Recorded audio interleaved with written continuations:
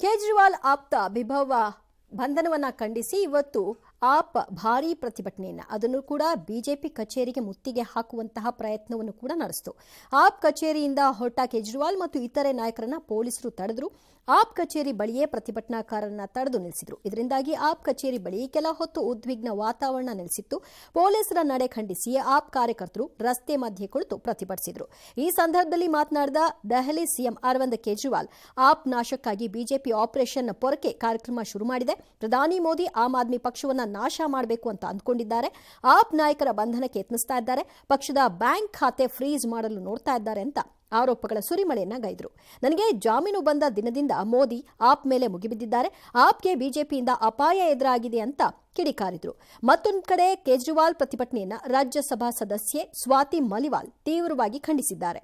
12 ವರ್ಷಗಳ ಹಿಂದೆ ನಿರ್ಭಯಾಗೆ ನ್ಯಾಯ ಕೊಡಿಸಲು ನಾವೆಲ್ಲ ಪ್ರತಿಭಟನೆಗಳನ್ನ ಮಾಡಿದ್ವಿ. ಆದರೆ ಈಗ ಸಿಸಿಟಿವಿ ಫುಟೇಜ್ ಮಾಯ ಮಾಡಿದ ಫೋನ್ನ ಫಾರ್ಮ್ಯಾಟ್ ಮಾಡಿದಂತಹ ಆರೋಪಿಯನ್ನ ರಕ್ಷಣೆ ಮಾಡೋದಕ್ಕೆ ಪ್ರತಿಭಟನೆ ನಡೆಸ್ತಾ ಇದ್ದೀರಾ ಅಂತ ಟ್ವೀಟ್ ಮೂಲಕ ಪ್ರಶ್ನೆ ಮಾಡಿದ್ರು. ಇದೇ ರೀತಿಯ ರೋಷಾವೇಶ ಮಾಜಿ ಡಿಸಿಎಂ ಮನೀಶ್ ಸಿಸೋಡಿಯಾ ವಿಚಾರದಲ್ಲಿ ತೋರಿಸಿದ್ರೆ ಈಗ ಪರಿಸ್ಥಿತಿ ಬೇರೆ ರೀತಿ ಇರ್ತಾ ಇತ್ತು ಅಂತ ಸ್ವಾತಿ ಮಲಿವಾಲ್ ವ್ಯಾಖ್ಯಾನಿಸಿದ್ರು. ಇನ್ನು ಬಿಜೆಪಿ ಕೂಡ ಆಪ್ ಪ್ರತಿಭಟನೆ ರಾಜಕೀಯವನ್ನ ಖಂಡಿಸಿತು.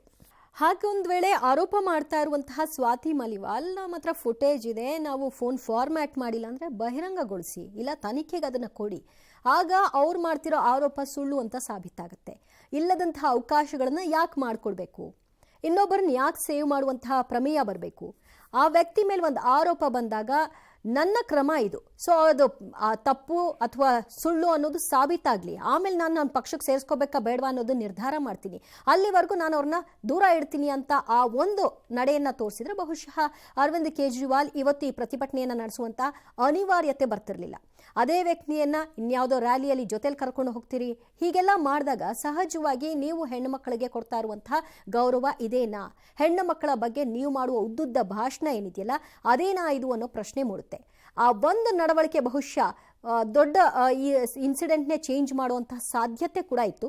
ಅದಕ್ಕೆ ನೀವೇ ಅವಕಾಶ ಮಾಡಿಕೊಟ್ರಿ. ಇನ್ನು ಆಪ್ ರಾಜ್ಯಸಭಾ ಸದಸ್ಯೆ ಸ್ವಾತಿ ಮಲಿವಾಲ್ ಮೇಲಿನ ಹಲ್ಲೆ ಆರೋಪ ಕೇಸ್ನಲ್ಲಿ ದೆಹಲಿ ಪೊಲೀಸರು ಮಹತ್ವದ ಮಾಹಿತಿಯನ್ನು ಹೊರಕ್ಕೆ ಹಾಕಿದ್ದಾರೆ. ಈ ಕೇಸ್ಗೆ ಸಂಬಂಧಿಸಿ ದೆಹಲಿ ಪೊಲೀಸರು ಆರೋಪಿ ಬಿಭಾವ ರಿಮಾಂಡ್ ನೋಟಿಸ್ ಅನ್ನ ರಿಲೀಸ್ ಮಾಡಿದ್ದಾರೆ.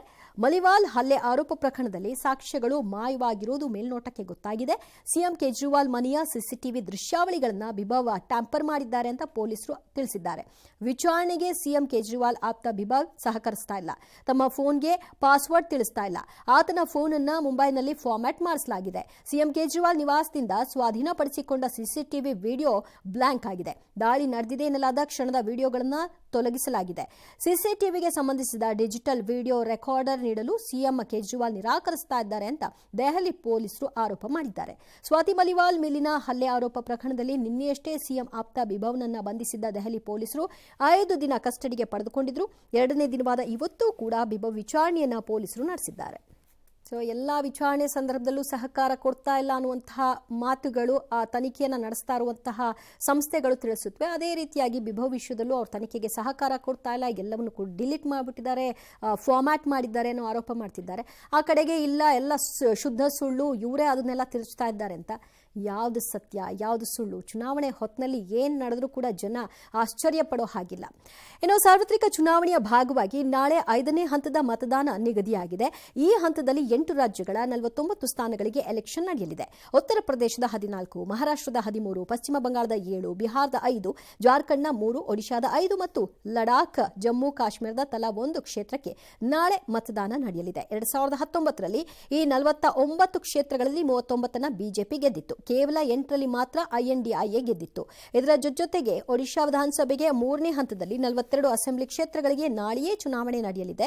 ಸಿಎಂ ನವೀನ್ ಪಟ್ನಾಯಕ್ ಸೇರಿ ಹಲವು ಪ್ರಮುಖರು ಕಣದಲ್ಲಿದ್ದಾರೆ. ಇದೀಗ ನಾಳೆ ಲೋಕಸಭಾ ಚುನಾವಣೆ ನಡೆಯುವ ಪ್ರಮುಖ ಕ್ಷೇತ್ರಗಳು ಮತ್ತು ಪ್ರಮುಖ ಹುರಿಯಾಳುಗಳ ವಿವರ ಹೀಗಿದೆ. ನಾಳಿನ ಕದನ ಕಲಿಗಳ ಡೀಟೇಲ್ಸ್ ಇದು. ರಾಯ್ಬರೇಲಿ ಈಗಾಗಲೇ ವಯನಾಡ್ನಿಂದ ಸ್ಪರ್ಧೆ ಮಾಡಿರುವಂತಹ ರಾಹುಲ್ ಗಾಂಧಿಯವರು ಮತ್ತೊಮ್ಮೆ ರಾಯ್ಬರೇಲಿಯಿಂದ ಸ್ಪರ್ಧೆ ನಡೆಸ್ತಾ ಇದ್ದಾರೆ. ಕಾರಣ ಸೋನಿಯಾ ಗಾಂಧಿಯವರು ಅಲ್ಲಿಂದ ನಾನಿನ್ನು ಸ್ಪರ್ಧೆ ಮಾಡಲ್ಲ ಅಂತ ಹೇಳಿದ್ರು. ಪುತ್ರನಿಗಾಗಿ ನಾನು ಈ ಕ್ಷೇತ್ರವನ್ನು ಬಿಟ್ಟುಕೊಡ್ತಾ ಇದ್ದೀನಿ, ಅವನ್ನ ನಿಮ್ಮ ಮಡಲಿಗೆ ಹಾಕ್ತಿದ್ದೀನಿ ಅಂತ ಹೇಳಿದ್ರು. ಏನಾಗುತ್ತೆ ಕಾದು ನೋಡಬೇಕು. ರಾಹುಲ್ ಗಾಂಧಿಯವರು ಸ್ಪರ್ಧೆ ಮಾಡ್ತಾ ಇದ್ದಾರೆ. ಎಐಸಿಸಿಯ ನಾಯಕ. ಲಖನೌನಿಂದ ರಾಜನಾಥ್ ಸಿಂಗ್ ರಕ್ಷಣಾ ಮಂತ್ರಿ, ಅಮೇಥಿಯಿಂದ ಸ್ಮೃತಿ ಇರಾನಿ ಸವಾಲ್ ಹಾಕಿದ್ರು, ಇಲ್ಲಿ ಬಂದು ಸ್ಪರ್ಧೆ ಮಾಡಿ ಅಂತ ರಾಹುಲ್ ಗಾಂಧಿಗೆ. ಅವ್ರು ಹೋಗಲಿಲ್ಲ, ಅದಾಗಲಿಲ್ಲ. ಇನ್ನು ಕೈಸರ್ಗಂಜ್ ಕರಣ್ ಭೂಷಣ್ ಸಿಂಗ್ ಅವರು ಬ್ರಿಜ್ಭೂಷಣ್ ಪುತ್ರ, ಅವರಿಗೆ ಕೊಡಬಾರ್ದು ಅಂತಿತ್ತು, ಆದರೂ ಕೊಟ್ಟಿದ್ದಾರೆ. ಅದಕ್ಕೊಂದಷ್ಟು ಫೈಟ್ ಕೂಡ ಆಗಿತ್ತು. ಫೈಜಾಬಾದ್ ಲಲ್ಲೂ ಸಿಂಗ್ ಬಿಜೆಪಿ ಅಭ್ಯರ್ಥಿ, ಅಯೋಧ್ಯೆ ರಾಮ ಮಂದಿರ ಇರುವಂತಹ ಕ್ಷೇತ್ರ ಅದು. ಫತೇಪುರ್ ಸಾಧ್ವಿ ನಿರಂಜನ್ ಜ್ಯೋತಿ ಬಿಜೆಪಿಯ ಅಭ್ಯರ್ಥಿ ಕಣದಲ್ಲಿದ್ದಾರೆ. ಮುಂಬೈ ಉತ್ತರ ಪಿಯೂಷ್ ಗೋಯಲ್ ಬಿಜೆಪಿ ಅಭ್ಯರ್ಥಿ, ಕೇಂದ್ರ ಮಂತ್ರಿ. ಇನ್ನು ಸರಣ್ ರೋಹಿಣಿ ಆಚಾರ್ಯ ಆರ್ಜೆಡಿ ಅಭ್ಯರ್ಥಿ ಲಲ್ಲೂ ಪ್ರಸಾದ್ ಯಾದವ್ ಅವರ ಪುತ್ರಿ, ಅವರಿಗೆ ಟಿಕೆಟ್ ಅನ್ನು ಕೊಟ್ಟಿದ್ದಾರೆ. ಹಾಜಿಪುರ ಚಿರಾಗ್ ಪಾಸ್ವಾನ್ ಎಲ್ಜೆಪಿಯ ಪಕ್ಷದವರು, ದಿವಂಗತ ರಾಮ್ ವಿಲಾಸ್ ಪಾಸ್ವಾನ್ ಅವರ ಪುತ್ರ ಇವರು. ಬಾರಾಮುಲ್ಲಾದಲ್ಲಿ ಒಮರ್ ಅಬ್ದುಲ್ಲಾ ಸ್ಪರ್ಧೆ ಮಾಡಿದ್ದಾರೆ. ಜಮ್ಮು ಕಾಶ್ಮೀರದ ಮಾಜಿ ಸಿಎಂ ಎಲ್ರಿಗೂ ಗೊತ್ತಿರೋ ಹಾಗೆ. ಇನ್ನು ನೆಕ್ಸ್ಟ್ ನಾವು ನೋಡೋದಾದ್ರೆ ಉತ್ತರ ಪ್ರದೇಶದ ಪ್ರಯಾಗ್ರಾಜ್ನಲ್ಲಿ ರಾಹುಲ್ ಗಾಂಧಿ, ಅಖಿಲೇಶ್ ಯಾದವ್ ನೋಡಲು ಭಾರೀ ಜನಸಾಗರ. ಎಷ್ಟು ದೊಡ್ಡ ಸಂಖ್ಯೆಯಲ್ಲಿ ಜನ ಸೇರಿದ್ರು ಅನ್ನೋದನ್ನ ನೋಡ್ತಾ ಇದ್ರಿ. ನೂಕು ನುಗ್ಗಲು ಕೂಡ ಅಲ್ಲಿ ಏರ್ಪಡ್ತು. ಕಾರ್ಯಕರ್ತರು ಬ್ಯಾರಿಕೇಡ್ಗಳನ್ನು ಮುರಿದು ಒಳನುಗ್ಗಿದ್ರು. ಕೆಲವರಂತೂ ವೇದಿಕೆ ಏರಿದ್ರು. ಕಾಲ್ತುಳಿತ ಕೂಡ ಸಂಭವಿಸಿ ಹಲವರು ಗಾಯಗೊಂಡ್ರು. ಕಾರ್ಯಕರ್ತರ ಈ ವರ್ತನೆಯಿಂದ ಬೇಸತ್ತು ಇಬ್ಬರು ಭಾಷಣ ಮಾಡದೆ ಹೆಲಿಕಾಪ್ಟರ್ ಹತ್ತಿ ಸ್ಥಳದಿಂದ ನಿರ್ಗಮಿಸಿದ್ರು. ಇದಕ್ಕೆ ಸಂಬಂಧಿಸಿದ ವಿಡಿಯೋಗಳು ವೈರಲ್ ಆಗಿವೆ. ಇದೇ ವೇಳೆ ರಾಯ್ಬರೇಲಿಯಲ್ಲಿ ರಾಹುಲ್ ಕಣಕ್ಕಿಳಿಸಿದ ಸೋನಿಯಾ ನಿರ್ಧಾರವನ್ನ ಪ್ರಧಾನಿ ಮೋದಿ ಟೀಕಿಸಿದ್ದಾರೆ. ನಿಮಗೆ ಕ್ಷೇತ್ರದಲ್ಲಿ ಬೇರ್ಯಾರು ಕಾಣಿಸ್ಲಿಲ್ವಾ? ವಯನಾಡ್ನಿಂದ ರಾಹುಲ್ ಸ್ಪರ್ಧೆ ಮಾಡಿದ್ರು. ರಾಯ್ಬರೇಲಿಗೆ ತೆರಳಿರುವಂತಹ ರಾಹುಲ್, ಇದು ನಮ್ಮ ತಾಯಿದು ಅಂತ ಹೇಳ್ಕೊಂಡು ತಿರುಗ್ತಾ ಇದ್ದಾರೆ. ಸ್ಕೂಲ್ಗೆ ಹೋಗೋ ಮಗು ಕೂಡ ಹೀಗೆ ಹೇಳಲ್ಲ ಅಂತ ಅವ್ರನ್ನ ಲೇವಡಿ ಮಾಡಿದ್ರು. ಇನ್ನು ಕಾಂಗ್ರೆಸ್ ಪಕ್ಷದ ಹಿರಿಯ ಅಧೀರ್ ರಂಜನ್ ಚೌಧರಿಯ ಇತ್ತೀಚಿನ ವಿವಾದಾತ್ಮಕ ಹೇಳಿಕೆಗಳು ಪಕ್ಷಕ್ಕೆ ತೀವ್ರ ಮುಜುಗರ ಉಂಟು ಮಾಡ್ತಿವೆ. ಅದರಲ್ಲೂ ಬಂಗಾಳ ಸಿಎಂ ಮಮತಾ ಬ್ಯಾನರ್ಜಿ ಮೇಲಂತೂ ಉರ್ಕೊಂಡು ಬೀಳ್ತಾ ಇದ್ದಾರೆ. ಪಕ್ಷದ ಹೈಕಮಾಂಡ್ ಸಂಯಮ ವಹಿಸುವಂತೆ ಸೂಚಿಸಿದ್ರು. ಅದನ್ನ ಕೇಳುವ ಸ್ಥಿತಿಯಲ್ಲಿ ಅವರಂತೂ ಇಲ್ಲ. ಮತ್ತೊಮ್ಮೆ ಮಮತಾ ವಿರುದ್ಧ ಅಧೀರ್ ರಂಜನ್ ಚೌಧರಿ ವಾಗ್ದಾಳಿಯನ್ನ ಮುಂದುವರೆಸಿದ್ದಾರೆ. ನನ್ನ ಪಕ್ಷವನ್ನ ರಾಜ್ಯದಲ್ಲಿ ರಾಜಕೀಯವಾಗಿ ಮುಗಿಸಲು ನೋಡಿದವರ ಬಗ್ಗೆ ಎಂದಿಗೂ ಮಾತನಾಡಲ್ಲ.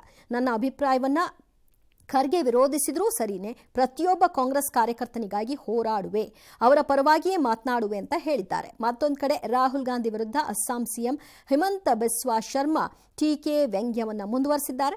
ರಾಹುಲ್ಗೆ ಪ್ರಧಾನಿ ಆಗಬೇಕೆಂಬ ಆಸೆ ಬಲವಾಗಿದೆ, ಅದು ತಪ್ಪದೆ ನೆರವೇರುತ್ತದೆ. ಆದರೆ ಭಾರತದಲ್ಲ, ನೆರೆಯ ಪಾಕಿಸ್ತಾನದಲ್ಲಿ ಆತ ಸ್ಪರ್ಧೆ ಮಾಡಿದರೆ ತಪ್ಪದೆ ಪ್ರಧಾನಿ ಆಗ್ತಾರೆ ಅಂತ ಕಾಲೆಳೆದ್ರು.